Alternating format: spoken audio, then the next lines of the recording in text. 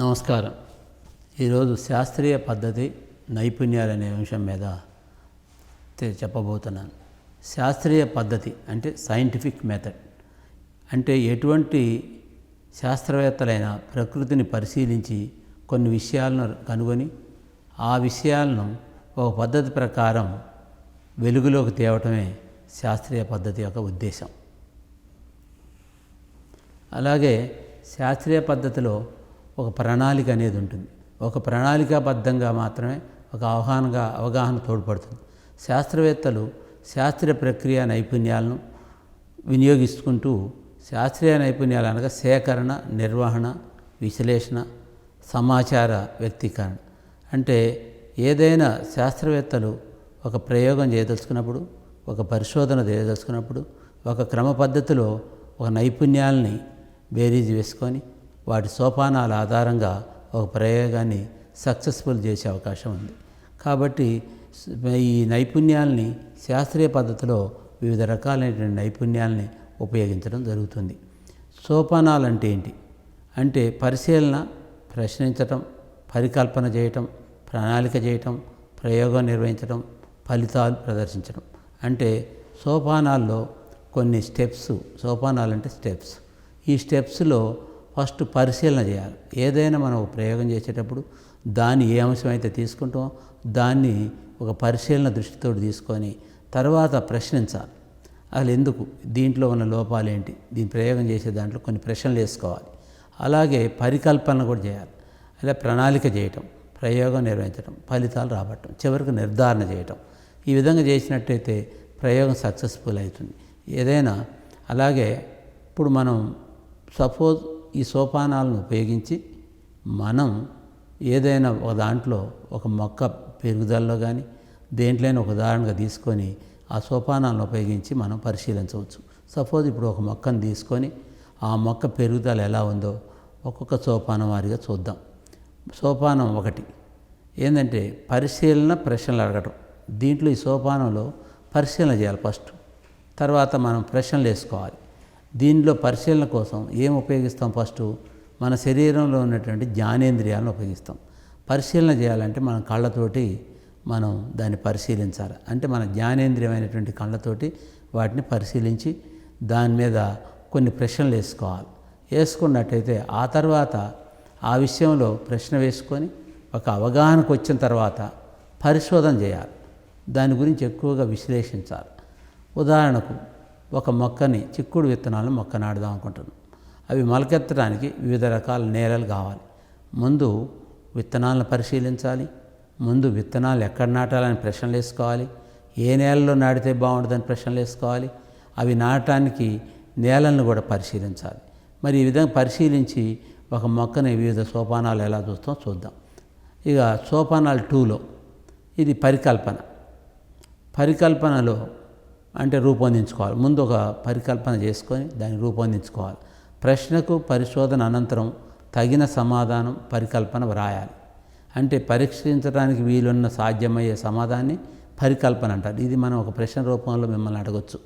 ఏంది ముఖ్యంగా పరీక్షించడానికి వీలున్న సాధ్యమయ్యే సమాధానాన్ని మన పరికల్పన అంటారు. పరికల్పనని మనం ఆ విధంగా డిప్యుటేషన్ చేయొచ్చు. ఉదాహరణకు ఇసుక నేలలో చిక్కుడు గింజలు మొలకెత్తే పద్ధతి ఎలా ఉంటుంది? మనం ఇసుక నేలలో కానీ, తోట నేలలో కానీ, మరి వివిధ బంక నేలలో కానీ మనం ఒకసారి చిక్కుడు గింజలు నాటినట్టయితే ఆ ఎత్తే పద్ధతులు ఎలా ఉంటాయో మనం ఇప్పుడు పరిశీలించవచ్చు. అయితే అది నెక్స్ట్ స్టెప్లో 3, సోపానం 3లో ప్రయోగాల కోసం ప్రణాళిక, పరికల్పనలు పరీక్షించే ప్రయోగం. ఇక్కడ మనం కొంత ప్రయోగాన్ని పరిశీలించాలి. ప్రయోగాన్ని మొదలుపెట్టాం. మనం పరిశోధన ఫలితాన్ని ప్రభావితం చేసే అంశాలను చరరాశులు అంటారు. చరరాశులు కూడా మనం ఇది డెఫినేషన్, దీన్ని కూడా మనం బాగా గుర్తుంచుకోవాల్సిన అంశం. ఇది మనకి ఈ బిట్టు, ఈ క్వశ్చన్ కూడా మనకి ఎప్పుడైనా అడిగే అవకాశం ఉంది. చరరాశులు మళ్ళీ ఒకసారి గుర్తుంచుకోవాలి. ఏంటి చరరాశులు అంటే? పరిశోధన ఫలితాలని ప్రభావితం చేసే అంశాలను చరరాశులు అంటారు. అంటే ఏదైతే మనం ఒక పరిశోధన చేస్తామో ఆ ఫలితం ఏమైతే ఇస్తుందో దాన్ని మనం వచ్చే ఫలితాన్ని మనం చరరాశులుగా భావిస్తాం. ఒకే రకమైన నేలలో, వేరువేరు నేలలో లేకపోతే ఒకే రకమైన నేలలో మరి విత్తనాలు నాటి ఒకే రకంగా కాంతిని, నీటిని అందిద్దాం. ఒక 3 రకాల నేలలు తీసుకుందాం. ఒక చిక్కుడు విత్తనం నాటేటప్పుడు అంటే బంకమట్టి, ఇసుక, తోట నేల, ఈ 3 నేలల్లో ఒకే రకమైన విత్తనాలు నాటి ఆ తర్వాత ఈ మూడింటికి కూడా ఒకే రీతిలో అంటే కాంతి, నీరు, వాటికి కావాల్సినవన్నీ కూడా సమానంగా అందియాలి. అందించినప్పుడు ఏం జరుగుతుందో పరిశీలించుకోవాలి. ఇప్పుడు నెక్స్ట్ స్టెప్లో సోపానం 4.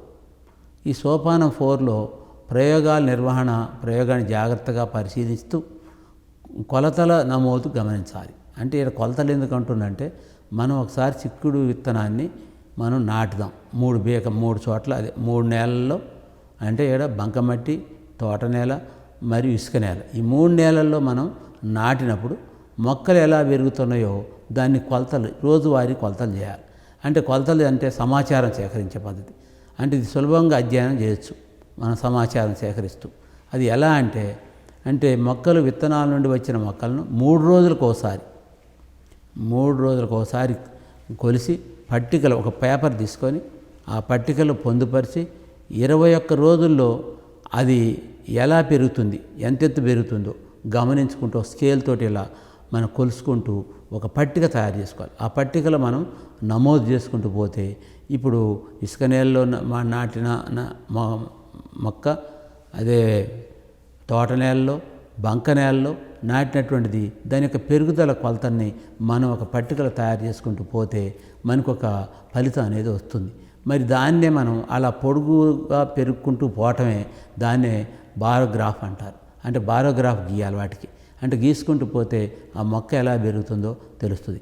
అలాగే సోపానం 5, దీంట్లో నిర్ధారణ ఫలితాలు, ఒక నిర్ధారణకు వస్తాం. ఇప్పటికే నిర్ధారణకు రావటం అంటే మీరు ఆ పని చేసినట్టయితే 3 బేకలు తీసుకొని ఆ విధంగా ప్రయోగాన్ని చేసినట్టయితే ఒక నిర్ధారణకు వస్తాం. చివరికి నిర్ధారణ ఫలితాలు ప్రదర్శన సమాచారాన్ని విశ్లేషించి చివరి ఫలితాన్ని మనకు అందిస్తుంది. చివరి ఫలితంలో పరికల్పనతో చూడాలి. పరికల్పన అంటే ఏంది? మనం ఊహించటం. ఏం ఊహిస్తాం? బంక నేలలో అయితే బాగా పెరిగిద్ది, మరి అదే ఇసుక నేలలో అయితే బాగా పెరగదు, తోట నేలలో అయితే బాగా పెరిగిద్ది అనేది ముందు పరికల్పన రాసుకోవాలి. ముందు మనం ఎందుకు రాసుకోవాలంటే మన ఊహ, నీ ఊహ ప్రకారం జరిగిందా జరగలేదా చివరికి. అంటే నీ ఊహ ప్రకారం బంక నేలలో బాగా పెరిగిద్దని ఊహ వచ్చిందనుకో, అది పరికల్పన. అలా కాకుండా ఇసుక నేలలో బాగా పెరుగుతుందనుకో, అది ఒక పరికల్పన.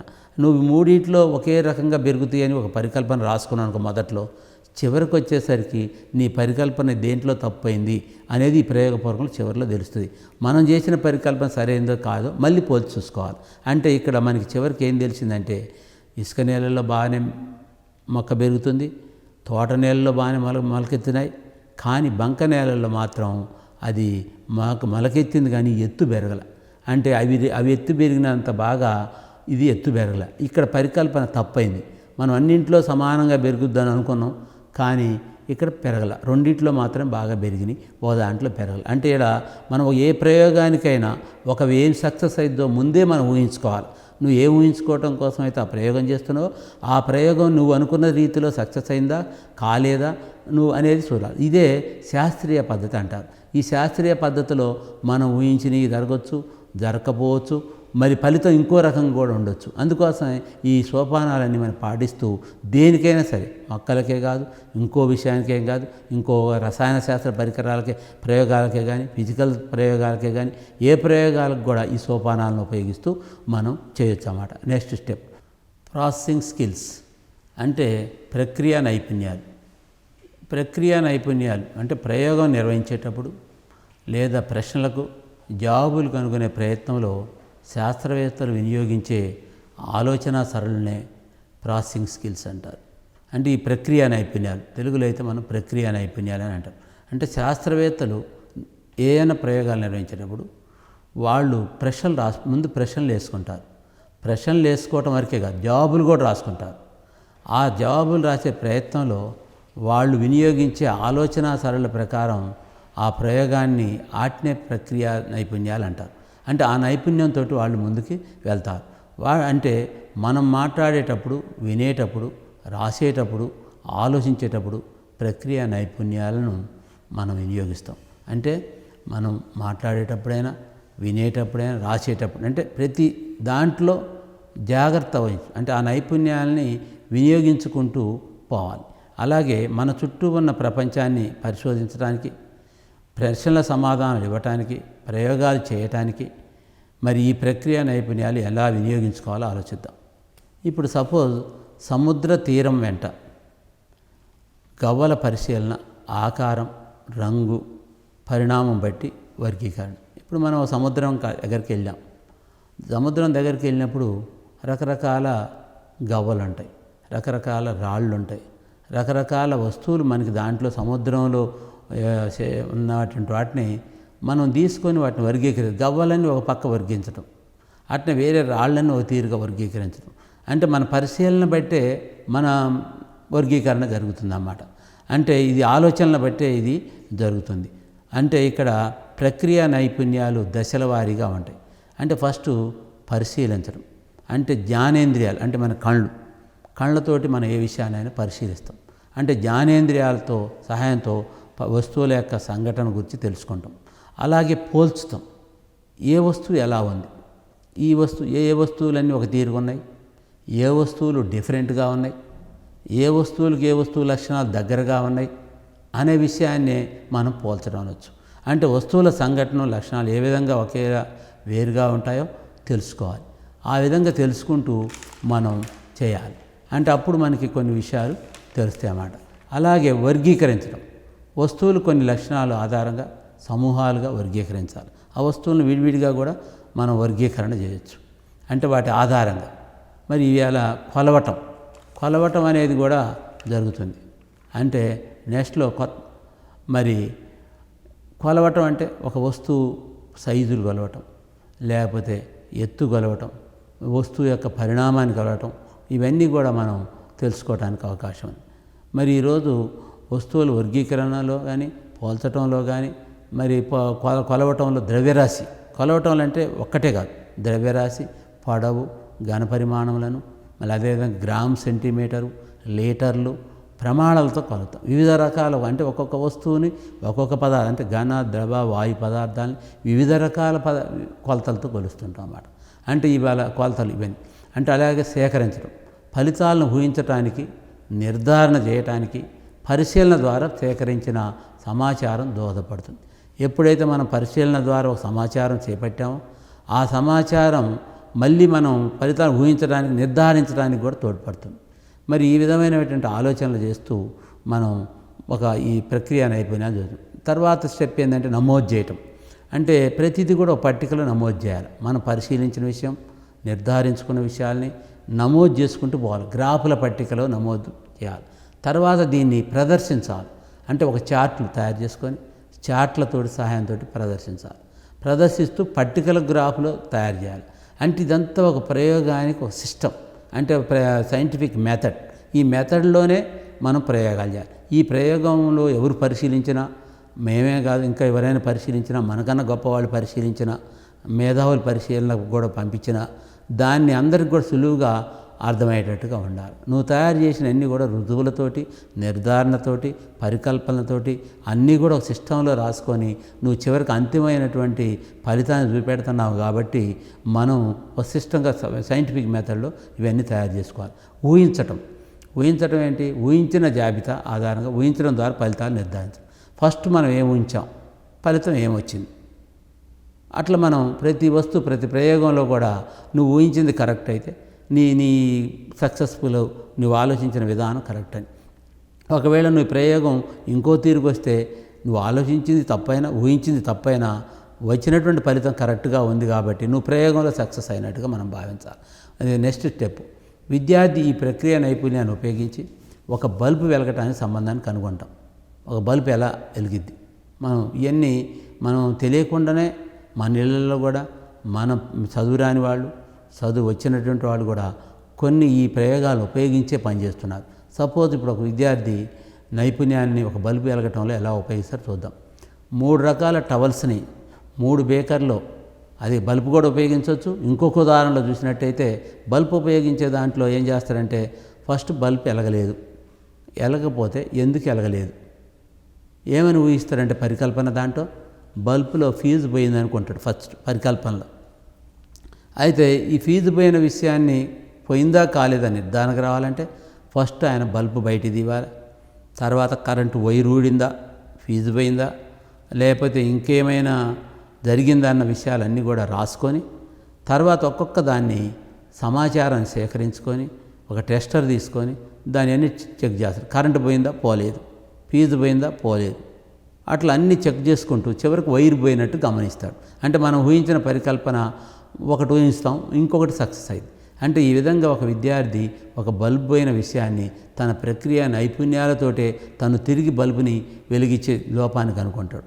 అలాగే ఇక్కడ ఇంకొక విషయం అంటే 3 రకాల టవల్స్ని తీసుకొని 3 బీకర్లు సమాన నీటిలో 10 సెకండ్ల తర్వాత నీటిలో ఉంచి 10 సెకండ్ల తర్వాత తీసి మరి బయట తీసి టవల్ నుండి నీరు కారిపోయే విధానం నమోదు చేద్దాం.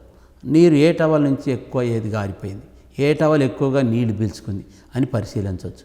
పరిశీలించితే ఏం జరిగింది అంటే దాంట్లో మనకి ఆ పరిశీలన చేయటం వల్ల మనకు కొన్ని విషయాలు తెలిసినాయి. అంటే ఒక టవల్లో తక్కువ, ఒక టవల్లో ఎక్కువ అనేది మనం ప్రయోగపూర్వకంగా కనుక్కున్నాం. అవన్నీ కూడా ఒక సైంటిఫిక్ పద్ధతిలో మనం అవి చేయాల్సి వస్తుంది. అలాగే ఇంకా మన విజ్ఞాన శాస్త్రంలో భద్రత అంటే ఇలా విజ్ఞాన శాస్త్రంలో చాలా జాగ్రత్తలు తీసుకోవాలి. భద్రత మరి దాని భద్రత అనేది లేకపోతే మరి ఇట్లా ఒక ఎగ్జాంపుల్, ఒక స్కూల్లో ఒక ఆయన ప్రయోగాలు చేస్తుంటే ఆయన ఒక ప్రయోగం చేస్తే ఒక ఆడ యాసిడ్స్ ఉంటాయి, ఒకదాని బదులు ఒకటి కలిపితే అది మండి శబ్దం వచ్చింది, అది టెస్ట్ ట్యూబ్ కూడా పగిలిపోయింది. అంటే ఇక్కడ దానివల్ల పిల్లలకు కూడా ఇబ్బంది జరిగింది. దానివల్ల ఏమవుతుంది, ప్రయోగంలో భద్రత పాటించకపోతే మరి కొన్ని ఇబ్బందులు జరిగే అవకాశం ఉంది. మరి ఎలాంటి భద్రతలు పాటించాలి, ఉపాధ్యాయులు పాటించాలి, సైన్స్ ల్యాబ్లో విద్యార్థులకు చెప్పాలి. మరి ఇవన్నీ పాటిస్తూ సైన్స్లో భద్రతని చూపెట్టాలి, తెలియజేయాలి విద్యార్థులకు. అంటే దీంట్లో జాగ్రత్తలు ఏం పాటిస్తే సరిపోతాయి, లేకపోతే ప్రమాదాలు జరిగే అవకాశం ఉంది.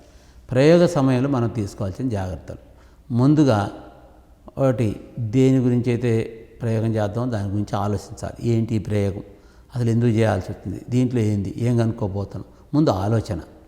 తర్వాత శుభ్రంగా ఉండాలి, మనం పరిశుభ్రంగా ఉండాలి. మనం ఆడ యాసిడ్స్ ఉంటాయి, కెమికల్స్ ఉంటాయి, కాబట్టి మనం శుభ్రంగా ఉండాల్సిన బాధ్యత ఉంది. మనం చేసే ప్రదేశం శుభ్రంగా ఉండాలి. అదేవిధంగా అడగాలి, మనకి తెలియని విషయాలు అడగాలి. ఏంటి దీన్ని ఏ ప్రయోగం చేయబోదు, దీనివల్ల ఉపయోగం ఏంటి అని మనం టీచర్స్ని అడగాల్సిన అవసరం ఉంది. అదే కళ్ళు జాగ్రత్తగా ఉంచుకోవాలి. ఎందుకంటే అన్నింటికన్నా ల్యాబ్లో జాగ్రత్తగా ఉంచుకోవాల్సింది కళ్ళు. ఆ యాసిడ్ కానీ పొంగినా ఏదన్నా జరిగినా మరి దాంట్లో ఫస్ట్ అవి కళ్ళల్లో పడ్డప్పుడు పోయేది కళ్ళు.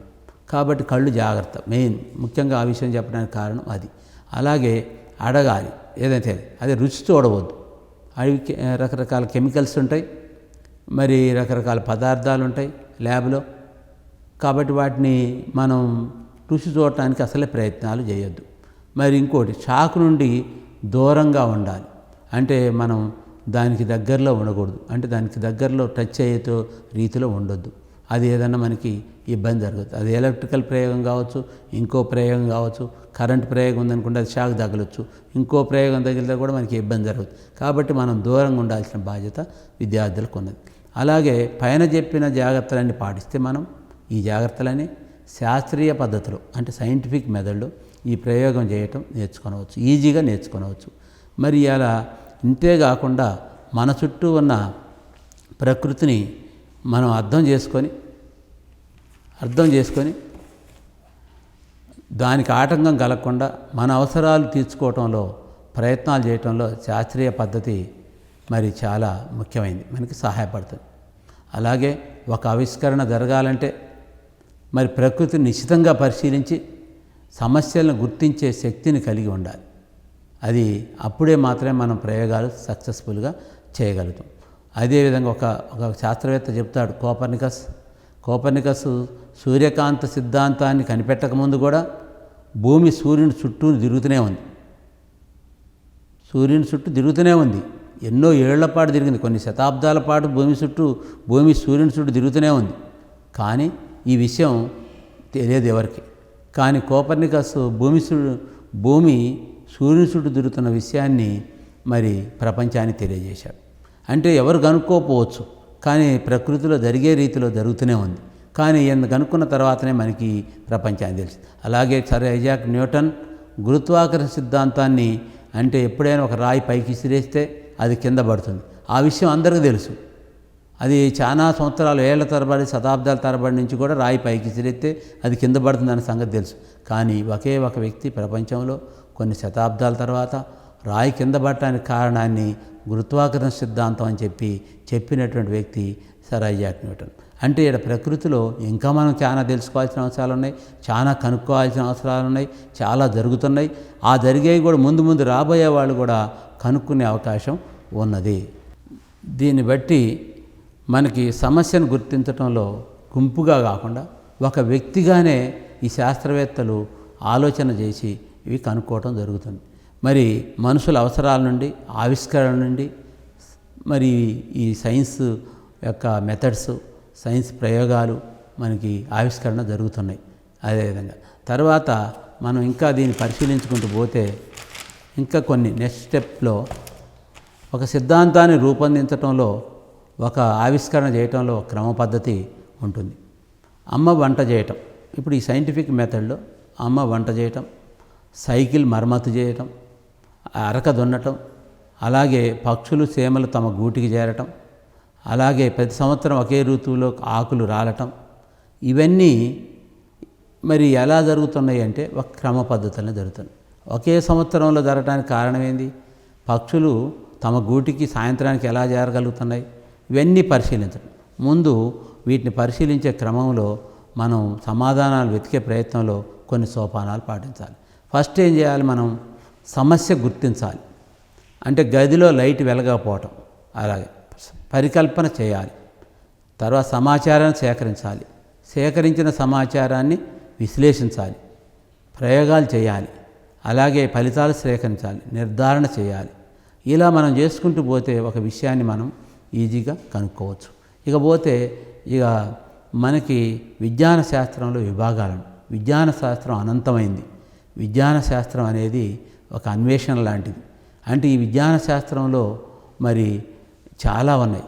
ఇవి స్టెప్ 1 స్టెప్లో, నెక్స్ట్ స్టెప్లో ఉంటుంది. దీంట్లో శాస్త్రీయ పద్ధతిలో ప్రయోగం చేసుకొని విజ్ఞాన శాస్త్రంలో విభాగాలు, వివిధ రకాలైన విభాగాలు చేశారు. ఎందుకు చేయాల్సి వచ్చింది విజ్ఞాన శాస్త్రంలో? విజ్ఞాన శాస్త్రం అనంతమైంది. విజ్ఞాన శాస్త్రంలో ప్రకృతిలో జీవులు, అదే మొక్కలు, విశ్వం, రాయి, రప్ప, అన్ని సజీవులు, నిర్జీవులు, అన్ని నిర్మాణాల గురించి, గ్రహాల గురించి, అన్ని నక్షత్రాల గురించి తెలుసుకునేది, ప్రపంచం మొత్తం విశ్వం గురించి తెలుసుకునేది. కాబట్టి విశ్వంలో అనేక రకాలైనటువంటి, వివిధ రకాలైనటువంటి జీవజాతులు, సజీవ నిర్జీవులు ఉన్నాయి. కాబట్టి వాటన్నిటిని కూడా వర్గీకరించి కొన్ని శాఖలుగా ఏర్పాటు చేయటం జరిగింది. ఇది ఈ పైన చెప్పిన శాఖల్లో ఫస్ట్ భౌతిక శాస్త్రం. ఇవి మొత్తం 22 శాఖలుగా మన వాళ్ళు వర్గీకరించారు. ఒకటి భౌతిక శాస్త్రం. భౌతిక శాస్త్రం అనేది ఏం తెలియజేస్తుంది? చలనం, కాలం, గురుత్వాకర్షణ మొదలగు విషయాలు. ఇందా చెప్పాం మనం గురుత్వాకర్షణలో సర్ ఐజాక్ న్యూటన్ గురుత్వాకర్షణ కనుక్కున్నాడు, న్యూటన్ గమన నియమాలు కనుక్కున్నాడు. మరి అట్నే ఇవన్నీ ఒక్కొక్క శాస్త్రవేత్త ఒక్కొక్క విషయాన్ని కనుక్కుంటూ వెళ్తున్నారు. అంటే ఇవన్నీ కూడా భౌతిక శాస్త్రం సంబంధించినటువంటి త్వరణం, ఇవన్నీ కూడా భౌతిక శాస్త్రంలో మాత్రమే మనకి తెలియజేయడం జరిగింది. రెండోది రసాయన శాస్త్రం. రసాయన శాస్త్రంలో పదార్థాల నిర్మాణం, అంటే వాటి పదార్థాల మధ్య ఉన్న సంబంధం, ధర్మాలు, వాటి మధ్య జరిగే ప్రతిచర్యలు, ఇవన్నీ కూడా రసాయన శాస్త్రంలో జరుగుతుంది. నెక్స్ట్ స్టెప్ వృక్షశాస్త్రం. మొక్కల నిర్మాణం, పెరుగుదల, వ్యాధి. మరి ఈ ప్రకృతిలో ఇక్కడ అనేక రకాలైనటువంటి మొక్కలు ఉన్నాయి. మనం చూసేటటువంటి మొక్కలు మన ఇంటి పక్కల, మన పొలాల్లో, మన దగ్గర చూసేటువంటి మొక్కలు కాకుండా అడవుల్లో, మరి చిట్టడవుల్లో, కారడవుల్లో రకరకాల మొక్కలు, మనం చూడని మొక్కలు, చెట్లు, మరి జాతులు, ఎన్నో రకాలైన జాతులు ఇవాళ ఉన్నాయి. వీటన్నిటినీ కూడా మరి కుటుంబాలుగా విభజించారు, వర్గాలుగా విభజించారు. మొక్కల నిర్మాణాన్ని పరిశీలించడం, అవి ఎలా పెరుగుతున్నాయో పరిశీలించడం, వాటికి కూడా వ్యాధులు ఎలా వస్తున్నాయో పరిశీలించడం, ఆ వ్యాధులకు ఎలా నివారణ చేయాలని పరిశీలించడం, ఇలా మొక్కల గురించే సపరేట్గా చదువుకునేటటువంటి శాస్త్రం అది వృక్షశాస్త్రం. ఈ వృక్షశాస్త్రంలో కూడా మళ్ళీ మనకి ఎన్నో కుటుంబాలుగా, తెగలుగా మరి ఇట్లా విభజన జరుగుతుంది. ఇవి మనం మనం సపరేట్గా చదువుకుంటూ పోయినట్టయితే డిగ్రీ తర్వాత మళ్ళీ ఎంఎస్సిలో కూడా మనం వృక్షశాస్త్రం అనే సబ్జెక్ట్ తీసుకొని సపరేట్గా చదవచ్చు. కాబట్టి వృక్షశాస్త్రం గురించి తర్వాత జంతుశాస్త్రం. ఇక జంతుశాస్త్రం అంటే ఇక మనకు తెలుసు అన్ని జీవులు మనతో సహా మానవుడితో సహా అందరం అన్ని జీవుల్లో కూడా ఇవాళ అడవుల్లో నివసించాయి, అవి సూక్ష్మజీవులు సముద్రాల్లో నివసించాయి, మొత్తం అన్ని రకాల జీవజాతులు వాటి నిర్మాణం కూడా ఎలా ఉంది. ఏకకణ నిర్మాణం, బహుకణ నిర్మాణం, మరి ప్రత్యుత్పత్తి వ్యవస్థలో ఒక విధానం, శ్వాసక వ్యవస్థలో విధానం, రక్త ప్రసరణ వ్యవస్థలో జరిగే విధానం, ఇట్లా రకరకాల వాళ్ళ వాటి శారీర నిర్మాణాన్ని బట్టి శరీరంలో జరుగుతున్నటువంటి అన్ని విధానాలు కూడా తెలియజేసే శాస్త్రమే జంతుశాస్త్రం. ఈ జంతుశాస్త్రంలో వర్గీకరణ కూడా ఉంది. తర్వాత నెక్స్ట్ స్టెప్ ఖగోళ శాస్త్రం. ఖగోళ శాస్త్రం అంటే విశ్వం, మన విశ్వం గురించి తెలియజేసేది. సూర్యుడు, చంద్రుడు, గ్రహాలు, నక్షత్రాలు, విశ్వం. ఇవాళ విశ్వంలో మనకి శూన్య ప్రదేశం, మన భూమి నుంచి గురుత్వాకర్షణ శక్తి దాటిన తర్వాత కనిపించేదంతా కూడా శూన్యం. అంటే ఆ శూన్య ప్రదేశంలోకి ఏ వస్తువైనా పోయినా కూడా అది కిందకి రాదు. అంటే గురుత్వాకర్షణ శక్తి లోబడి ఉన్నటువంటి వస్తువులే మాత్రమే కిందకు భూమి మీదకి వచ్చే అవకాశం ఉంది. అంటే ఇక శూన్యంలో కూడా పరిశీలించేది అంటే నక్షత్రాలు, గ్రహాలు ఇవన్నీ కూడా శూన్యంలోనే ఇంకా చాలా దూరంలో, భూమికి చాలా దూరంలో ఉండే అవకాశం. సూర్యుడు తిరుగుతున్నటువంటి గ్రహాలు ఇవన్నిటి గురించి తెలుసుకునేదే ఖగోళ శాస్త్రం. చంద్రుడు అట్లా ఇక ఇంకా తర్వాత భూ విజ్ఞాన శాస్త్రం. భూమి నిర్మాణం, చరిత్ర, ఖనిజాలు, శిలాలు. భూమి అంటే చాలా గొప్పది. తర్వాత ఖగోళ శాస్త్రంలో మనం చాలా విషయాలు తెలుసుకున్నాం. అంటే ఖగోళ శాస్త్రం తర్వాత నెక్స్ట్ భూ విజ్ఞాన శాస్త్రం. భూ విజ్ఞాన శాస్త్రంలో భూమి నిర్మాణం, చరిత్ర, ఖనిజాలు, శిలలు. భూమి నిర్మాణంలో అసలు భూమి ఎలా ఏర్పడింది, మనకి వాస్తవంగా 1/3 భూమి మాత్రమే ఉంది, మిగిలినన్నిటి కూడా నీరు ఉన్నది. అంటే ఈ భూమి నిర్మాణంలో మరి భూమిలో మనకు కనిపించేటటువంటి మూలకాలని బంగారం దగ్గర నుంచి ఇనుము దగ్గర నుంచి ప్రతిదీ కూడా ఈ భూమిలోనే లభిస్తుంది. ఈ భూమిలో శిలలు, ఖనిజాలు ఇవన్నీ కూడా భూమిలోనే మనకి లభిస్తున్నాయి. మరి భూమిలో కూడా చాలా రకాలు ఉంటాయి. మరి ఈ భూమి గురించి ప్రత్యేకంగా తెలుసుకునేటటువంటి శాస్త్రమే భూ విజ్ఞాన శాస్త్రం. అలాగే వ్యవసాయ శాస్త్రం. ఈ వ్యవసాయం గురించి చెప్పాలంటే చాలా పెద్దది. మరి దీంట్లో పంటల ఉత్పత్తి వివిధ రకాలంటే ఇవాళ ఆదిమ మానవుడు మొక్కలు పెంచడం అనేది ఆదిమ మానవుడి నుంచే స్టార్ట్ అయింది. ఆదిమ మానవుడికి ఏవైతే నచ్చినాయో, ఏదైతే తినటానికి అనుకూలంగా ఉన్నదో రుచి చూసి ఇది కరెక్ట్, నేను తింటే ఇది నా ఆకలి తీస్తుందని సంగతి గ్రహించి వాటిని ఎన్నిక చేసుకొని వాటికి సంబంధించినటువంటి విత్తనాలనే పంటలుగా వేసి వాటికి సంబంధించినటువంటి మాత్రమే పండిస్తూ తను ఆహార కొరతను తీర్చుకున్నాడు. అది కొన్ని ఏదైతే ఎన్నిక చేశాడో ఆదిమ మానవుడు అవే రాబోయే తరాలకు కూడా అందించుకుంటూ రావడం జరిగింది. ఈ ఆహార ధాన్యాల్లో ఈ మొక్కల్లో మనం సపోజు ఆలుగడ్డ ఉన్న ఆలుగడ్డని ఎప్పుడో కొన్ని వేల సంవత్సరాల కింద గుర్తించినటువంటిది పంట, అది ఈరోజు కూడా మనం ఉపయోగిస్తున్నాం. అలాగే చాలా విషయాలని, చాలా పంటల్ని వెనకట శతాబ్దాల నుంచి కూడా మన వాళ్ళు కనుక్కొని అవి మన తరానికి ఇవి తినొచ్చు, ఇవి తినకూడదు అనే పంట మనకి అందించినటువంటి వాళ్ళు కూడా ఈ సైంటిఫిక్ శాస్త్రవేత్తల్లో, రైతులు అందరూ కూడా మన మానవ సమాజమే మనకి ఆ విధంగా అందిస్తూ వస్తుంది. ఇంకా రాబోయేటటువంటి వాళ్ళు ఏం చేస్తున్నారంటే ఈ పంటల ఉత్పత్తిలోనే మనకేదైతే అవసరం ఉందో దాన్ని బాగా పెంచాలి, మనకేదైతే ఉపయోగపడుతుందో ఆ పంటలను మాత్రం అభివృద్ధి చేయాలి. మనం రోజు తినేది ఆహారం వరి. ఈ వరిని ఎక్కువగా పండియాలంటే దీన్ని ఎక్కువగా ఉన్న పొలం పెరగటం లేదు, పొలాలు మాత్రం అలాగే ఉంటున్నాయి, భూమి అలాగే ఉంటుంది. కానీ జనాభా విపరీతంగా పెరుగుతున్నటువంటి జనాభాకి సరైనటువంటి ఆహారం పంటలు అందియాలంటే మరి ఎక్కువ దిగుబడిని ఇచ్చేటటువంటి విత్తనాలు తయారు చేయాలి.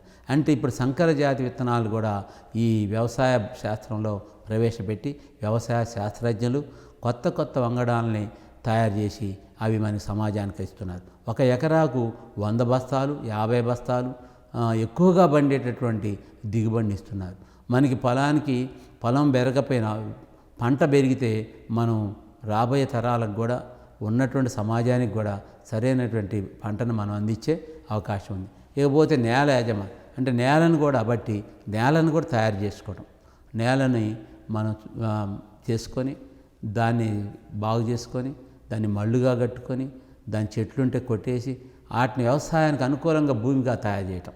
దాని భూమిగా తయారు చేసినటువంటి భూమి అది మన యాజమాన్య కిందలోకి వస్తుంది. మనం దాన్ని మన పరిధిలో ఉంచుకొని దాని వ్యవసాయంలో వివిధ రకాలైనటువంటి పంటలను పండిస్తూ వ్యవసాయ శాస్త్రాన్ని అభివృద్ధి చేసే అవకాశం ఉంది. ఇకపోతే శరీర ధర్మశాస్త్రం. శరీర ధర్మశాస్త్రం అంటే జీవులు శరీర నిర్మాణాలను పనిచేసే విధానాలు. మనం రకరకాల జీవులు ఉన్నాయి. మానవుడు, మరి ఇతర జీవులు, బ్యాక్టీరియాలు, వైరస్లు, ఇటన్నీ జీవులు పరిణామం ఎలా ఉంది, జీవ పరిణామం ఎలా ఉంది, వీటిలో ఎలా ఉన్నాయి అంటే రకరకాల ఎన్నో వ్యవస్థలు ఉన్నాయి జీవుల్లో. అంటే శ్వాస వ్యవస్థ, నాడీ వ్యవస్థ, అలాగే ప్రత్యుత్పత్తి వ్యవస్థ, విసర్జక వ్యవస్థ, రక్త ప్రసరణ వ్యవస్థ. ఈ వ్యవస్థలన్నీ కూడా శరీర ధర్మశాస్త్రంలో చూస్తాం మనం. ఇవన్నీ ఎలా పనిచేస్తున్నాయి, ఈ పనిచేయటానికి మరి ఏం జరిగింది, ఏ వ్యవస్థలో ఉన్నటువంటి వ్యవస్థలో ఏ వ్యవస్థ పనిచేయకపోయినా శరీరం దెబ్బతినే అవకాశం ఉంది. శరీరంలో అంటే ప్రాణి మరి ప్రాణానికే ముప్పు కలిగే అవకాశం. అంటే మనం చూస్తున్నాం, ఒకవేళ గుండె ఆగిపోతే మనిషి బతకటం కష్టం. అలాగే మూత్రపిండాలు అంటే విసర్జ వ్యవస్థ పనిచేయకపోతే కూడా కష్టమే. అట్నే ప్రత్యుత్పత్తి వ్యవస్థ ఇది పనిచేయకపోతే కూడా అసలు మానవ సమాజమే కాదు జీవులన్నింటిలో కూడా ఒక్కసారి ఆగిపోయిందనుకో ప్రత్యుత్పత్తి వ్యవస్థ, రాబోయే తరాలు ఆగిపోతాయి. అంటే ఈ విధంగా అసలు తరాన్ని ఆపారు. ఒక జబ్బు వస్తే, ఒక క్యాన్సర్ వస్తే చనిపోతే కొద్దిమంది మాత్రం చేస్తారు. కానీ ప్రత్యుత్పత్తి వ్యవస్థ జరగకపోతే కొన్ని సంవత్సరాల పాటు అసలు మానవ జనాభే కాదు అన్ని జీవుల జనాభా కూడా రాబోయే తరాలకు అందకుండా పోయే అవకాశం ఉంది. మరి ఈ విధంగా పనిచేసే విధానాలు కూడా శాస్త్రవేత్తలు ఎన్నో విషయాలు ఈ శరీర ధర్మశాస్త్రవేత్తలో నిర్మాణం, కొన్ని జీవులు విచిత్రమైనటువంటి నిర్మాణం ఉంటుంది, ఏకకణ జీవి మాత్రమే ఉంటుంది. దాని ప్రత్యుత్పత్తి వ్యవస్థలో మరి విభిన్న పద్ధతులు వాడే అవకాశం ఉంది. అట్నే కొన్ని జీవులు ఇంకో రకంగా ఉంటుంది, పురుష స్త్రీ జీవులు ఉంటాయి. కొన్ని జీవులు అట్లా ఉండవు, ఒకటే జీవి ఉంటుంది. దాంట్లోనే మొక్కల్లో కూడా అలాగే ఒకే మొక్కలో పురుష స్త్రీ అవయాలు ఉంటాయి. దాంట్లో ప్రత్యుత్పత్తి జరిగి విత్తనాలు ఏర్పడతాయి. కాబట్టి ఇట్లా రకరకాల మొక్కలను మనం చూసే అవకాశం. మరి ఇది ప్రత్యుత్పత్తి వ్యవస్థలో అన్ని వ్యవస్థలను కూడా మనం పరిశీలించి క్షుణ్ణంగా చేయటం కోసం మనకు ఏర్పాటు చేసినటువంటి శాస్త్రమే శరీర ధర్మ శాస్త్రం. అలాగే నెక్స్ట్ మానవ శాస్త్రం, ప్రాచీన ఆధునిక జీవన విధానాలు. ప్రాచీన ఆధునిక మానవ శాస్త్రంలో అసలు మనిషి గురించి మాత్రమే. ఇప్పుడు మనం ఇందా చెప్పుకున్న శరీర ధర్మశాస్త్రం అయితే అన్ని జీవుల గురించి, అంటే మొక్కల గురించి చెప్పొచ్చు, జంతువుల గురించి చెప్పొచ్చు, అన్ని జీవుల గురించి చెప్పొచ్చు, అన్ని జీవుల్లో ఎలాగ జరుగుతుందో కూడా చెప్పొచ్చు. అయితే ఇక్కడ మానవ శాస్త్రం అంటే ఓన్లీ మనుషుల గురించి మాత్రమే. మనిషి కోతి నుండి అని అంటారు, అయితే కోతిలాగానే మనం ఉంటాం, ఒక తోక మాత్రమే ఉండదు. అంటే పరిణామ క్రమంలో ఒకప్పుడు మనం కూడా కోతిని పోలినట్టున్నా తర్వాత చార్లెస్ డార్విన్ చెప్పినట్టు పరిణామ క్రమంలో మనం ఈ రూపానికి వచ్చామని చెప్పారు. ఇంకా చార్లెస్ డార్విన్ ఏం చెప్తాడో, ఈ మనిషి ఈ రూపం కొన్ని వేల సంవత్సరాల తర్వాత ఇంకో రూపంలో కూడా మారొచ్చు అని కూడా చెప్పాడు. అంటే పరిణామ క్రమంలో అన్ని భూమి కూడా మారొచ్చు అని చెప్పాడు, అన్నీ మారొచ్చు అని చెప్పాడు. అది మారుతూ వస్తుంది, యుగాల నుంచి కూడా అలా మారుతూ వస్తుంది, ఇప్పుడు కూడా మారిద్దని చెప్పినటువంటి వ్యవస్థ. అంటే ఇక్కడ ప్రాచీన యొక్క చూసినట్టయితే మనిషికి ఇప్పుడు మనిషికి చూసినట్టయితే మరి గొరిల్లాలాగా అడవి మనుషులను చూసినట్టయితే ఎలాగో అప్పట్లో ఆదిమానవులను పరిశీలిస్తే వాళ్ళ యొక్క సంబంధాలను కూడా పరిశీలిస్తే మన పశువుల్లాగానే ఉండేవాళ్ళు. ఇప్పుడు రాను మనిషి తెలివి కలవాడు కాబట్టి తను నివాసం ఏర్పాటు చేసుకోవడం నేర్చుకున్నాడు, తను నిప్పు కనుగొన్నాడు, ఐరన్ కనుగొన్నాడు, మిగిలిన జాతుల నుంచి ఎలా రక్షించుకోవాలనో తెలివితేటలు తెలుసుకున్నాడు, తను బల్యాలు పట్టుకున్నాడు, మంటతోటి జంతువులను పారిపోయేటట్టు చేశాడు. మరి ఈ విధంగా మానవ జాతిని ప్రాచీన కాలం నుంచి అభివృద్ధి చేసుకుంటూ అన్ని జంతువుల మీద కూడా ఆధిపత్యాన్ని మరి ఏర్పాటు చేసుకున్నటువంటి మనిషి మానవ శాస్త్రం. ఈ మానవ శాస్త్రాన్ని మనం ఇంకా లోతుగా పరిశీలించినట్టయితే ఇప్పుడు ఆధునిక జీవితాన్ని పరిశీలిద్దాం, మధ్యస్థ జీవితాన్ని పరిశీలిస్తాం. మరి మనం మొట్టమొదట మనం ఎలా ఉండేవాళ్ళం, ఒక గుహల్లో ఉండేవాళ్ళు, తర్వాత తెలివితేటలు వచ్చాక ఒక ఇల్లు నిర్మాణం చేసుకున్నాం. ఏ జంతువుకి లేదు. ఈరోజు రేపటి గురించి ఆలోచించే శక్తి మానవుడికి మాత్రమే ఉంది. ఒక జంతువు చాలా బలమైంది, ఏనుగు చాలా బలమైంది, పులి చాలా బలమైంది, కానీ తనకి రేపటికి ఆహారాన్ని మిగిల్చుకొని ఒక నెల రోజుల పాటు తిందామనే ఆలోచన అనే తెలివితేటలు దానికి లేవు. ఏ రోజు ఆ రోజే చంపుకొని ఒక జీవిని తినడం. అదే మనిషి అయితే తాను ఈరోజే కాదు, కొన్ని రాబోయే తరాలు, ఒక 10 తరాల వైపు కూడా ఆస్తులు సంపాదించుకొని, కాకపోతే రాబోయే తరాలకు కూడా వనరులను సమకూర్చి ఉంచే శక్తి మానవుడికి ఉంది. ఎందుకంటే ఇల్లు కట్టుకొని సాయంత్రం ఆయన ఉదయం ఇంట్లో నుంచి బయటికి వెళ్తే సాయంత్రం ఒక ప్లేస్కు చేరుకునేటట్టుగా ఒక నివాసాన్ని ఏర్పాటు చేసుకున్నాడు. తనకంటూ ఎవరు పోకుండా ఉండటానికి ఒక చుట్టూ ఇల్లు ప్రహరీలు ఏర్పాటు చేసుకున్నాడు. ఇట్లా మానవ సమాజం ఆదిమ మానవం నుంచి మధ్యస్థ మానవం నుంచి ఇప్పుడు ఇంకా బాగా మార్పులు జరిగింది. ఇప్పుడు మానవుడు అనుభవించనేటువంటి విషయాలు లేవు. అన్ని విషయాల్లో కూడా అన్ని జంతువుల్లో కన్నా మానవుని యొక్క మేధస్సు చాలా గొప్పది. ఈ సమాజాన్ని, ఈ ప్రపంచాన్ని మొత్తాన్ని కూడా మార్చింది తన యొక్క మెదడుతోటే. ఇవాళ ఇంత పైరుగా ఆకుపచ్చని హరితహారంలాగా మొక్కలన్నీ అవపడుతున్నాయంటే మానవుడు. బీళ్ళన్నీ కూడా ఆ గ్రీన్గా మారిందంటే మానవుడే. ఇవాళ మనం ఎక్కడో ఉన్నటువంటి అమెరికాలో ఉన్నటువంటి ఎక్కడో జరుగుతున్నటువంటి సంఘటనను, క్రికెట్ని మనం అరచేతిలో చూసగలుగుతున్నామంటే మానవుడే కారణం. అంటే మానవుడు ఎంత అభివృద్ధి చెందుకుంటూ వచ్చాడో మనం చెప్పడానికి ఇంకా చాలా చెప్పవచ్చు విషయాలు. మరి అవే కాకుండా సాంకేతిక పరంగా మరి అన్ని రకాలుగా వ్యవసాయపరంగా, కల్చరల్ పరంగా ఎన్నో రకాలుగా మానవుడు అభివృద్ధి చెంది తన యొక్క జాతిని ఇంకా ముందుకు తీసుకుపోతున్నాడు. మొత్తం నేచర్నే, ప్రకృతినే తన చేతిలో ఉంచుకోగలిగిన శక్తి ఈరోజు మానవుడికే ఉంది. నేచర్ని చెడగొట్టినా బాగు చేసినా మానవుడి చేతిలో ఉంది. కాపాడాల్సిన బాధ్యత కూడా మానవుడికే ఉంది. కాబట్టి ప్రాచీన ఆధునిక జీవన విధానాలు ఎలా ఉన్నాయో తెలియజేసేటటువంటిది ఒక శాస్త్రమే మానవ శాస్త్రం. అలాగే సూక్ష్మజీవశాస్త్రం ఇది బ్యాక్టీరియాలు, వైరస్లు. సూక్ష్మజీవశాస్త్రం అంటే ఏంటేడా? కేవలం మనకి కంటికి కనిపించని జీవులు మన కంటి స్థాయికి కనిపించవు, కానీ సూక్ష్మదర్శిని స్థాయికి కనిపిస్తాయి. మనం మైక్రోస్కోప్ తీసుకొని దాన్ని మనం పరిశీలించితే నీళ్ళలో ఉన్నటువంటి చిన్న క్రిములు కూడా సూక్ష్మజీవులు మైక్రోస్కోప్కి కనిపిస్తాయి, కానీ మన కంటికి కనిపించవు. కంటికి కనిపించనే ఒక ప్రపంచం ఉంది. ఆ ప్రపంచమే సూక్ష్మజీవశాస్త్రం. వాటిలో ఆ ప్రపంచంలో జీవించే జీవులే బ్యాక్టీరియాలు, వైరస్లు. ఆ వైరస్ బ్యాక్టీరియాలు గురించి ఎందుకు తెలుసుకోవాలంటే వాటి వల్ల అనేకమైనటువంటి జబ్బులు రావడానికి కారణం. ఓ పెద్ద ఏనుగైనా, ఓ పెద్ద మనిషి అయినా, ఎంతోమందిని ఎదిరించగలిగే శక్తి ఉన్న ఆయనైనా ఒక చిన్న వైరస్ వస్తే తన శరీరంలో చేరితే తను వెంటనే డీలా పడిపోవటం, చనిపోవటం, ఒక జ్వరం రావడం ఇట్లాంటివన్నీ కూడా ఎదుర్కోగలదు. అంటే ఇవాళ వైరస్లు, బ్యాక్టీరియాలే ఇవాళ ప్రతి తినే పదార్థంలో, మాట్లాడేటప్పుడు, నీళ్లలో అన్ని రకాల పదార్థాలు మన కంటికి కనిపించకుండా ఉంటున్నాయన్నమాట. అలాగే జీవ సాంకేతిక శాస్త్రం అంటే జన్యుపరమైన అంశాలు, నూతన వంగడాలు, మందులు ఉత్పత్తి. ఇప్పుడు ఇక్కడ మనం చాలా విషయాలు ఈ సాంకేతిక శాస్త్రం వల్లనే ఈరోజు ఒక విప్లవం లాంటిది వచ్చింది. వ్యవసాయ విప్లవమే కాదు, అన్ని రకాల విప్లవం. అంటే ఇవాళ కొత్త జంతువుల్ని, కొత్త వంగడాలని, మనం కుక్కల్ని చాలా గింతంత చిన్న కుక్కను చూస్తున్నాం, చాలా ఎత్తు కుక్కను చూస్తున్నాం. అంటే వీటిలో రకరకాల సంకర జాతి చెందినటువంటి జంతువులు చూస్తాం. పశువుల్లో కూడా మనం ముర్రా జాతి అని, వేరు జాతులని, అత్యధిక పాలిచ్చేటటువంటి జంతువుల్ని సంకరకరణం ద్వారా మనం, ఇదంతా కూడా జీవ సాంకేతిక పద్ధతిలోనే తయారవుతుంది.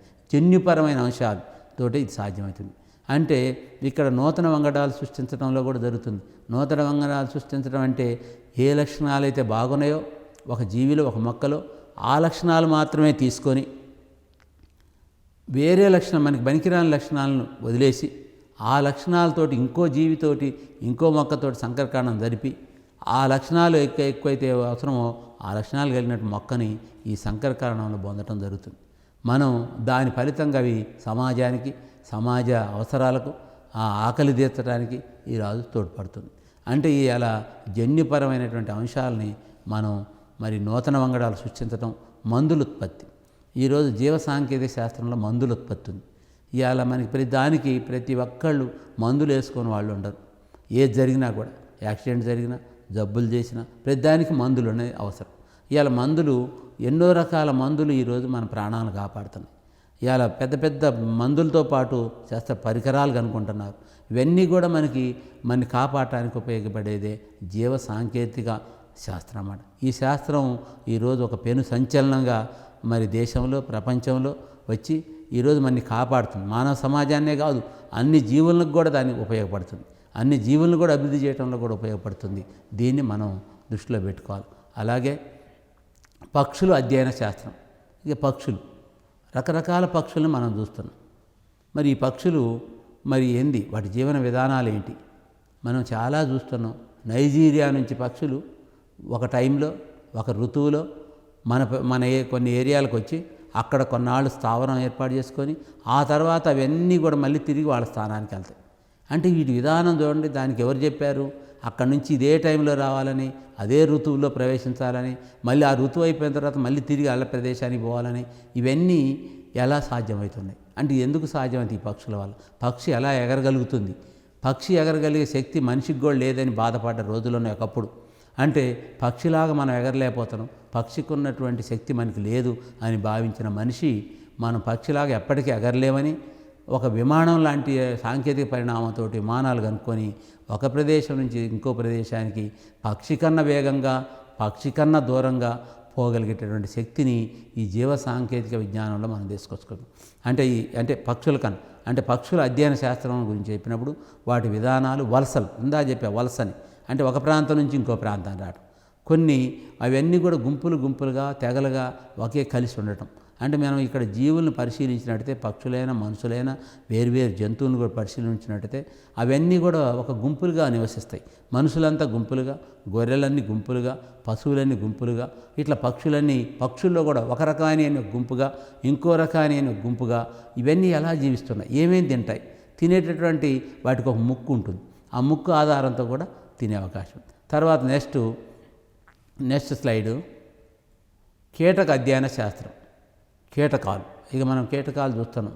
తేనెటీగలు, ఈగలు, దోమలు, రకరకాల వెన్నెముకలు అయినటువంటి అన్నీ కూడా కీటకాలు మనకి కంటికి కనిపిస్తుంటాయి. కానీ ఇవన్నీ కూడా అంటే వీటి లక్షణాలను కూడా పరిశీలించినట్టయితే తేనెటీగలు ఉన్నాయి, దాంట్లో రాణి ఈగని, మరి ఇవన్నీ కూడా ఒక కుటుంబంలాగా ఒక క్రమ పద్ధతిలో వాటి జీవనాన్ని కొనసాగిస్తాయి. సాలీడు అని ఉంటుంది. సాలీడు దాని జీవితాన్ని కూడా మనం పరిశీలిస్తే చాలా ఆశ్చర్యకరంగా ఉంటుంది.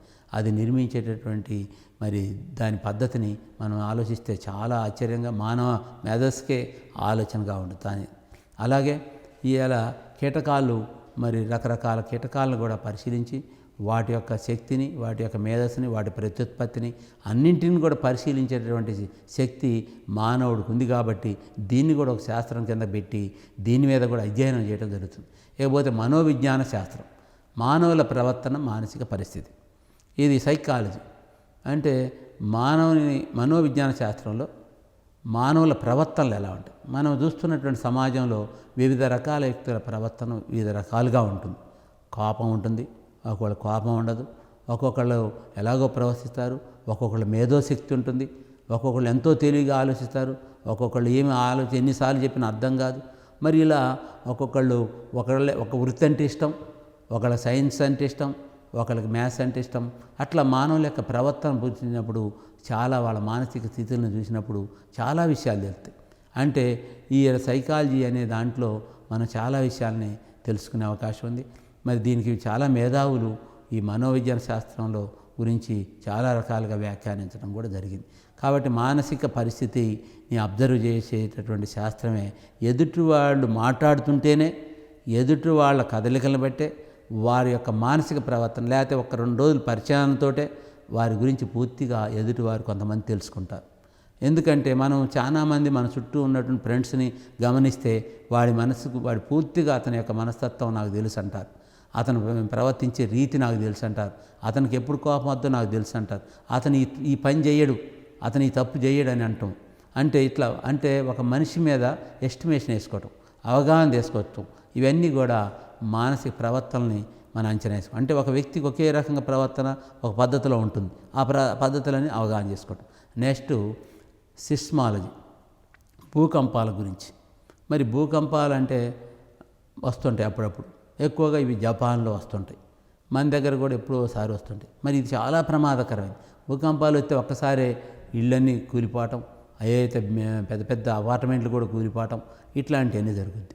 మరి అసలు ఇవి కనుక్కోవటం ఎలా, ఎందుకు వస్తున్నాయి భూకంపాలు, రావటానికి కారణాలు ఏంది, ఎక్కడ బాగా వస్తున్నాయి, మరి ఆ వచ్చే ప్రదేశాల్లో జనం ఎలా బ్రతకాలి, ఎలా నివసించాలి, వాళ్ళకి ఎటువంటి ఏర్పాటు చేయాలి. మరి పెద్ద పెద్ద ఇళ్ళు కడితే మనం అవి కూలినప్పుడు మీద పడి అందరు చనిపోయే అవకాశం. మరి వాళ్ళని ఎలాంటి నిర్మాణం ఉన్నటువంటి ఇల్లు కట్టియాలి. జపాన్ అటువంటి ప్రదేశం అయితే తేలిక వస్తువులు, ఒక భూకంపం వచ్చి కూలినా కూడా ప్రమాదం జరగనటువంటి వాటితోటి ఇల్లు నిర్మాణం జరుగుతుంది. మరి అలాగే మనం కూడా ముందు జాగ్రత్తగా కూడా తెలుస్తుంది. భూకంపాలు ముందే వచ్చే విషయాన్ని కూడా ముందే కనిపెట్టగలిగే శక్తి ఈ భూకంపాల్లో జరుగుతుంది. తర్వాత వర్గీకరణ శాస్త్రం. వృక్ష జంతు ప్రపంచాన్ని వివిధ సమూహాలుగా వర్గీకరించారు. ఇది మనం ఇందాక కూడా చెప్పుకున్నాం.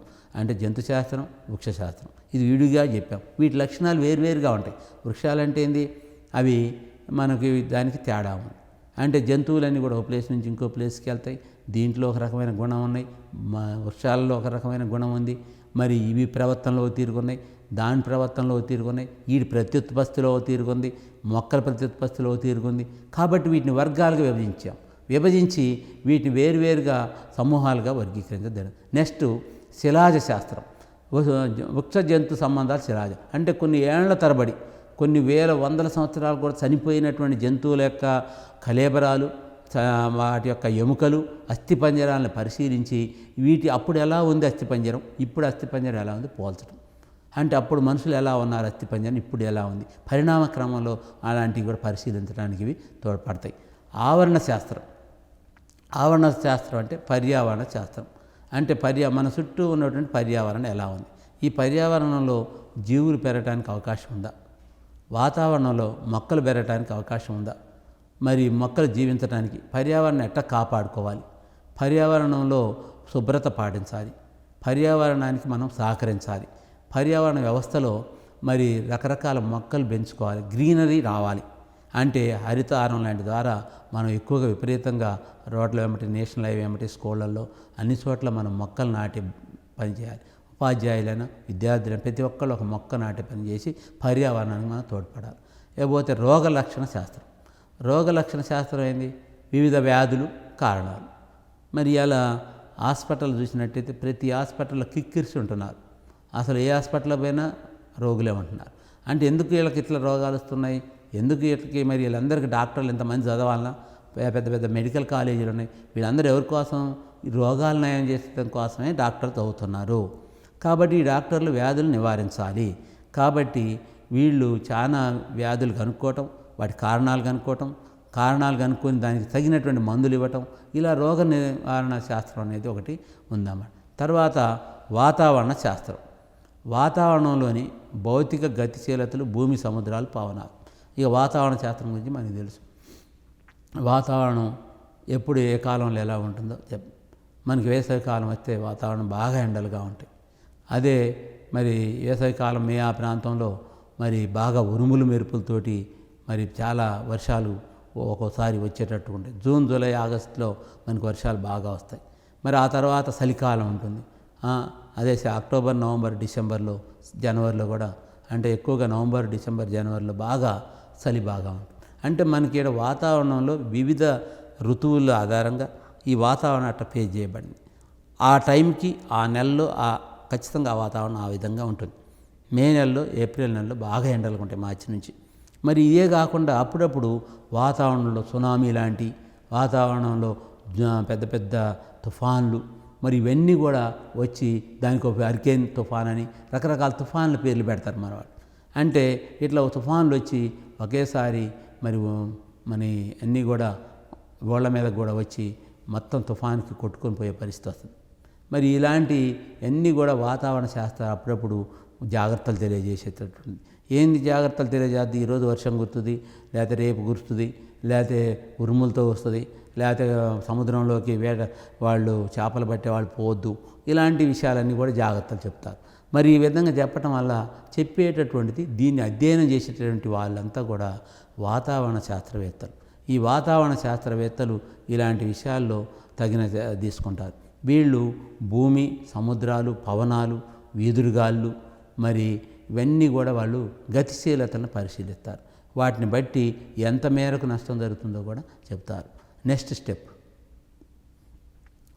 జన్యుశాస్త్రం, జన్యువుల సమాచారం గురించి. మరి జన్యుశాస్త్రం, ఇప్పుడు ఇక్కడ జన్యుశాస్త్రంలో మరి మనం జన్యువుల సమాచారం అంటే ఏంది, ఒక సమాచారం అంటే ఒకరి దగ్గర నుంచి ఇంకొకరికి వెళ్ళటం సమాచారం. మరి జన్యు సమాచారం అంటే ఇది కొత్తది, జన్యు శాస్త్రంలో తెలియజేస్తుందంట. అంటే ఇప్పుడు జన్యు సమాచారం అంటే మనం ఏదో ఒక లెటర్ రాసిస్తే ఇంకొకరికి అందటం ఒక సమాచారం, లేకపోతే మన ద్వారా ఇంకొకరికి ఇంకో విషయం అందటం. కానీ ఈ సమాచారం అలా కాదు. జన్యు సమాచారం అంటే ఒక తండ్రి తన కుమారునికి తనను పోలినటువంటి లక్షణాలు, తన దగ్గర ఉన్నటువంటి లక్షణాలని తన కుమారునికి అందించటం, సమాచారాన్ని అందించటం, తన పోలికలతో సమాచారాన్ని అందించటం. తన కూతుళ్ళకి, తన కుమారుడికి తల్లిదండ్రులు తమ పిల్లలకి సమాచారాన్ని అందించటం. ఆ అందించే క్రమంలో మనిషిలాగా తనను పోలినటువంటి మనుషులకి, కుక్క తనను పోలినటువంటి కుక్కలకి, జీవులకి, అట్లా ప్రతి జీవి తమను పోలినటువంటి జీవిని రావటమే కాకుండా ఇంకా తమ లక్షణాలను అందించడం జరుగుతుంది. మరి ఈ విధంగా జన్యు సమాచారంలో మరి జన్యువులు గురించి మనం తెలియజేసుకునేటువంటి శాస్త్రం జన్యు శాస్త్రం. అలాగే పరిణామ శాస్త్రం, జీవుల పరిణామం గురించి ఏంటి, పరిణామం అంటే ఏంటి, అసలు పరిణామం ఏం జరుగుతుంది అంటే దీనికి ముఖ్యంగా పరిణామం అంటే గుర్తొచ్చేది చార్లెస్ డార్విన్ ఏం చెప్తారంటే ఈ భూమి ఇవన్నీ కూడా పరిణామ క్రమంలో, భూమి, సూర్యుడు, గ్రహాలు ఇవన్నీ కూడా పరిణామ క్రమంలో ఏర్పడ్డాయని చెప్పాడు. ఈ పరిణామ క్రమంలో మరి మనిషి కూడా ఒకప్పుడు ఎలా ఉన్నా అది తరాలుగా, శతాబ్దాలుగా తర్వాత మార్పులకు అనుగుణంగా మార్పు చెందే అవకాశం ఉందని కూడా చెప్పడం జరిగింది. అంటే ఈ పరిణామ క్రమంలో ముందు కూడా ప్రతి జీవిలో కూడా మార్పులు జరుగుతాయి. అట్నే ప్రతి వాతావరణ మార్పులు కూడా జరుగుతాయి. వాతావరణాన్ని అనుసరించి కూడా పరిణామ క్రమంలో మార్పులు జరుగుతాయని చెప్పి మన చార్లెస్ డార్విన్ చెప్పారు. అంటే ఇవాళ పరిణామ శాస్త్రం కూడా మనం అందరం తెలుసుకోవాల్సినటువంటి అవసరం ఉంది. ఎప్పటి నుంచో అంటే కొన్ని శతాబ్దాలు, కొన్ని యుగాల అనంతరం ఒక జీవి యొక్క శిలాజాన్ని పరిశీలించినప్పుడు ఒకవేళ దొరికితే మరి ఇప్పటి అదే జీవికి పరిశీలన చేసినప్పుడు పరిణామ క్రమం జరిగిందా జరగలేదా అనేది కూడా తెలుస్తుంది. అంటే చార్లెస్ డార్విన్ చెప్పినట్టు జిరాఫీ మెడ పొడుగుగా కావటానికి కారణం అది తన మెడను ఎప్పుడూ సాపి పైకి ఆహారం కోసం చేస్తున్న క్రమంలో దాని మెడ పొడుగ్గా సాగే అవకాశం ఉంది పరిణామ క్రమంలో అని చెప్పడం జరిగింది. కాబట్టి ఇప్పుడు మనం తెలుసుకున్నటువంటి ఈ శాస్త్రాలన్నీ కూడా మరి మనకి చాలా ఉపయోగకరమైనవి. ఈ శాస్త్రాల గురించి కూడా మన అందరం కూడా మరి మళ్ళీ తిరిగి మనం చేసుకోవాలా. ఈరోజు చెప్పినటువంటి దాంట్లో శాస్త్రీయ పద్ధతిలో ప్రయోగాలు ఈరోజు సక్సెస్ అయ్యి ముందుకెళ్తున్నాం. దాంట్లో కొన్ని సోపానాలు తీసుకున్నాం. మళ్ళీ అది కాకుండా శాస్త్రీయ పద్ధతిలో మనం జరిగేటటువంటి విషయాల్లో ఏమేమి పద్ధతులు, స్టెప్స్, సోపానాలు ఉపయోగించుకోవటం, మరి ఆ స్టెప్స్ వారీగా మనం పాటించినట్టయితే ఒక ప్రయోగం ఎలా సక్సెస్ అయింది, ఒక ప్రయోగం సక్సెస్ కావటానికి ఒక రేపటి విద్యార్థులు మరి ఈ ప్రయోగాలు ఒక క్రమ పద్ధతిలో చేసుకుంటూ పోతే మరి ఐన్స్టీన్ అంత వాళ్ళు, విశ్వేశ్వరయ్య గారు అంత వాళ్ళు, మరి అలాగే హరిగోవింద ఖురానా అంత మేధావులుగా మరి శాస్త్రవేత్తలుగా మరి రేపు ఈ సమాజంలో, ఈ భారతదేశంలో రూపుదిద్దుకోవాలంటే మనం ఒక క్రమ పద్ధతిలో ఒక సైన్స్ని నేర్చుకుంటూ పోతే సాధ్యమైంది. అంటే ఒక క్రమ పద్ధతిలో మన ఉపాధ్యాయులు చెప్పే విషయాలని మనం ముందుకు తీసుకొని పోయినట్టయితే సాధ్యమైంది. ఇవాళ అవే కాకుండా వివిధ రకాలైనటువంటి శాస్త్రాలు, అన్ని శాస్త్రాలు విభజించారు, వివిధ రకాలకు కూడా విభజించారు. ఈ విభజించిన శాస్త్రాన్ని కూడా మనం జాగ్రత్తగా అన్ని శాస్త్రాల గురించి మనం తెలుసుకుంటూ పోతే మనకు చాలా విషయాల్ని మనకు అవగతం అవుతుంది. అదే కాకుండా ఇవాళ సైన్సు ప్రపంచాన్ని మార్చేస్తుంది. ఇవాళ ఒక అన్వేషణ. సైన్స్ అనేది నిరంతర ప్రక్రియ. సైన్స్ అనేది ఎప్పుడు కూడా మారుతూ ఉంటుంది. అంటే కొత్త ఆవిష్కరణలు చేస్తూ ఉంటారు శాస్త్రవేత్తలు. పాత ఆవిష్కరణ స్థానంలో కొత్త ఆవిష్కరణలు అనేవి ఎప్పుడు నిరంతరం జరుగుతూనే ఉంటుంది. ఒక శాస్త్రవేత్త ఈరోజు కనుగొన్నటువంటి విషయం కొన్ని వందల సంవత్సరాల తర్వాత అది ఈ సమాజానికి ఉపయోగపడకపోవచ్చు. దాని స్థానంలో మరొక శాస్త్రవేత్త మరొక విషయాన్ని ముందుకు తీసుకుపోతాడు దాని ఆధారంగా. అలాగే ప్రతి శాస్త్రవేత్తలు కూడా ఈ సమాజానికి ఉపయోగపడేది, మానవుని యొక్క ఈ సమాజాన్ని యొక్క అవసరాలకు అనుగుణంగానే ఈరోజు ఈ శాస్త్రవేత్తలు సైన్స్ని ముందుకు తీసుకుపోతున్నారు. ఇవాళ శాస్త్రవేత్తలకు ప్రభుత్వం సహాయం అందిస్తుంది. ఎందుకు అందిస్తుంది? ఎందుకంటే శాస్త్రవేత్తలు నిరంతరం త్యాగం చేస్తున్నారు. వారి కుటుంబానికి, ఆనందానికి దూరమై వాళ్ళు కేవలం ఈ కొత్త ఆవిష్కరణ చేయటం కోసం, సమాజానికి అభివృద్ధి కోసం, సమాజ పెరుగుదల కోసం, సమాజంలో ఉన్నటువంటి సమస్యను తీర్చడం కోసమే వాళ్ళు త్యాగం చేసి మనకి కొత్త ఆవిష్కరణ చేసి మనకి ఎక్కువగా ఉపయోగపడుతున్నారనటంలో సందేహం లేదు. కాబట్టి ఈ పాఠంలో మనం చదువుకున్నటువంటి విషయంలో మరి ఎన్నో ప్రశ్నలు మనం వేసుకోవచ్చు. ఈ ప్రశ్నలన్నింటికి కూడా సమాధానాలు మనం వివిధ రకాలుగా కూడా చెప్పవచ్చు. కాబట్టి మనందరం ఇవాళ ఈ విషయాన్ని ముందుకు తీసుకొని బాగా దీన్ని అధ్యయనం చేయాల్సినటువంటి ఈ ఒక్క పుస్తకమే కాదు, మన సైన్స్లో ఎన్నో పుస్తకాలు వస్తున్నాయి సైన్స్ మీద. ఎంతోమంది శాస్త్రవేత్తలు ఈరోజు మరి న్యూటన్ గురించి చూసినట్టయితే, రామానుజన్ గురించి చూసినట్టయితే వాళ్ళు చదువులో చిన్నప్పటి నుంచే వాళ్ళు సైన్స్ వైపు మళ్ళారు. చిన్నతనం నుంచే వాళ్ళు ఆలోచించడం మొదలుపెట్టారు. ప్రతి చిన్న విషయాన్ని కూడా పరిశీలించడం మొదలుపెట్టారు. అంటే ఇప్పుడు మన మెథడ్స్ ఏవైతే ఉన్నాయో ఆ మెథడ్స్ అన్నీ వాళ్ళు ఉపయోగించుకున్నారు. ముందు పరిశీలన చేయటం, తర్వాత పరికల్పన చేయటం, తర్వాత ఇప్పుడు న్యూటన్ ఉన్నాడు అనుకోండి, ఒక రాయి పైకి ఎందుకు విసిరేశాడు, ఎందుకు వేసాడు? ఒక పండు కింద పడితే చెట్టు కింద కూర్చుంటే ఎందుకు విసిరేశాడంటే తను ఈ దీంట్లో ఒకసారి చూశాడు, ఎందుకు కింద పడుతుంది అనేటటువంటి ఒక ప్రశ్న వేసుకున్నాడు. ఒక భూమి పై నుంచి ఒక చెట్టు మీద నుంచి కాయ కింద పడటానికి కారణం ఏంటని ప్రశ్న వేసుకోండి. దాన్ని ఇంకా పైకి విసిరేస్తే కూడా ఇంకా కిందనే పడుతుంది. మరి ఈ కారణాన్ని కోసం రుజువు కోసం అసలు కారణం ఏందో వెతకటంలోనే అంటే ఈ ప్రకృతిలో దాగి ఉన్నటువంటి రహస్యాన్ని ఛేదించటమే ఈ శాస్త్రవేత్తల యొక్క ఉద్దేశం. అలాగే న్యూటన్ ఈ రాయి ఈ పండు కింద పడటానికి కారణాన్ని ఈ ప్రకృతిలో దాగి ఉన్నటువంటి రహస్యం ఏదైతే ఉందో గురుత్వాకర్షణ అనేటటువంటి విషయాన్ని ఆయన కనుక్కొని ఆయన గురుత్వాకర్షణ ఈ సమాజానికి తెలియజేశాడు. మరి ఈ విధంగా మరి అలాగే చాలామంది శాస్త్రవేత్తలు ఈ సైన్స్లో అలాగే చేశారు. ఒక ఎడిసన్ చూసినట్టయితే ఈ ప్రపంచానికి ఒక వెలుగుని, ఒక బల్బుని కనుగొని ఈ ప్రపంచానికి ఒక వెలుగునిచ్చాడు. సూర్యుడు ఒక గొప్ప నక్షత్రం, ప్రపంచానికి మొత్తానికి శక్తిని అందించేటటువంటిది అయితే ఒక ఎడిసన్ ఈ ప్రపంచానికే తన యొక్క లైట్ ద్వారా వెలుగుని ప్రసాదించినటువంటి ఒక గొప్ప శాస్త్రవేత్త. ఇలా చూసుకుంటూ పోయినట్టయితే ప్రతి శాస్త్రవేత్తలు ఈ సైన్స్ ముందుకు తీసుకుపోవడానికి సమాజానికి ఎంతో బాగా తోడ్పడ్డారనటంలో సందేహం లేదు. Okay sir. మరి ఈరోజు మనం శాస్త్రీయ పద్ధతి, విజ్ఞాన శాస్త్రం, వివిధ శాఖలు, శాస్త్రీయ నైపుణ్యాలు, మరి ఈ టాపిక్ మనకి ఇది చాలా ఉపయోగమైనటువంటి టాపిక్. మరి ఈ టాపిక్లో మనం బాగా అధ్యయనం చేయాల్సినటువంటి అవసరం ఉంది. ఈ టాపిక్లో మనం దీని మీద అధ్యయనం చేసినట్టయితే శాస్త్రీయ ప్రక్రియ నైపుణ్యాలు తెలుస్తాయి. ఆ ప్రక్రియ నైపుణ్యాల్లో మనం ఒక మొక్కని ఏ విధంగా పెంచవచ్చు, ఏ విధంగా ఊహించవచ్చు, ఊహించింది ఎలా కరెక్ట్ అయితే చెప్పగలుగుతాం. అలాగే ఇంకా మనం శాస్త్రీయ ప్రక్రియ నైపుణ్యాలు కాకుండా ఒక వస్తువు వివిధ సోపానాల్లో మనం దాన్ని ఎలా ముందుకు తీసుకుపోవచ్చో తెలియదు.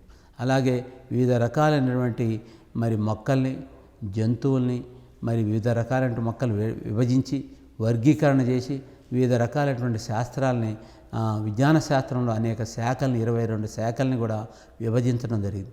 ఈ విభజించినటువంటి శాఖల్ని మనం బ్రీఫ్గా చదివినా కూడా మనకు సైన్స్లో చాలా వరకు మనం సైన్స్ని చదివినటువంటి వాళ్ళు అవుతాం. కాబట్టి మరి ఈ తర్వాత మరి ఇంకో క్లాస్లో మనం కలుసుకుందాం. Thank you.